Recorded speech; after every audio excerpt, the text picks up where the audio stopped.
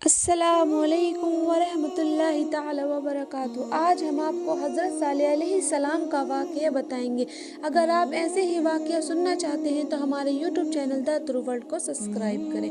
حضرت صالح علیہ السلام کا واقعہ قرآن اور اسلامی تاریخ میں ایک اہم سبق ہے جو قوم سمود سے جدا ہے۔ یہ واقعہ اللہ کی قدرت اور نبی کریم صلی اللہ تعالی علیہ وسلم کی تبلیغت کا ایک عظیم مثال ہے۔ حضرت صالح علیہ السلام اللہ کے پیغمبر تھے جنہوں نے سمود کی قوم کی ہدایت کے لیے بھیجا گیا تھا۔ سمود کی قوم عاد کی نسل سے تھی جو حدود حجاز اور سند کے درمیان ہزاروں کے علاقے میں آباد تھی۔ یہ لوگ بہت طاقتور اور ترقی یافتہ تھے لیکن کفر اور شرک میں مبتلا ہو گئے تھے۔ اللہ نے انہیں حضرت صالح علیہ السلام کے ذریعے ہدایت کا پیغام دیا۔ آپ نے قوم سے کہا کہ اللہ کی عبادت کرو، اس کے سوا کوئی محبوب نہیں ہے، لیکن سمود کی قوم نے ان کی بات نہیں مانی اور کہا ہمارے بزرگ کا طریقہ چھوڑ کر ہم تمہاری بات کیسے مان سکتے ہیں۔ حضرت صالح علیہ السلام نے قوم سمود سے کہا کہ اگر وہ سچائی کا ثبوت چاہتے ہیں تو اللہ ایک معجزہ دکھائے گا۔ قوم نے کہا اگر تم واقعی اللہ کے نبی ہو تو ہمارے سامنے ایک پہاڑ سے زندہ اونٹنی نکال کر دکھاؤ۔ اللہ کے حکم سے ایک عظیم اونٹنی پہاڑ سے نکالی گئی اور قوم کے لیے ایک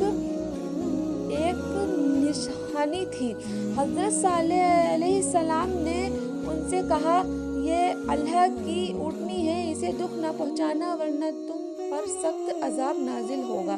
لیکن کچھ دیر کے لیے سمود کی قوم نے اس اونٹنی کو عزت دی، پھر ان کی نفرت بڑھتی گئی۔ انہوں نے مل کر ایک چال چلی اور اونٹنی کی ٹانگ کاٹ دی اور پھر اس کا قتل کر دیا۔ حضرت صالح علیہ السلام نے انہیں ڈرایا کہ اللہ کا عذاب تم پر نازل ہونے والا ہے۔ اچانک 3 دن بعد ایک زور کا زلزلہ آیا اور ایک ساتھ چیخ کی آواز سنائی دی جس میں تمام کافر لوگوں کو ہلاک کر دیا گیا۔ قوم سمود کی یہ سچی کہانی قرآن پاک کے کچھ مختلف حصوں میں بھی آئی ہے جیسے سورہ الحجر، سورہ العرف اور سورہ القمر۔ حضرت صالح علیہ السلام کا واقعہ ایک عظیم سبق ہے جو ہمیں شرک سے بچنے، اللہ کی نشانیوں کی عزت کرنے اور پیغمبروں کی بات ماننے کی تلقین دیتا ہے۔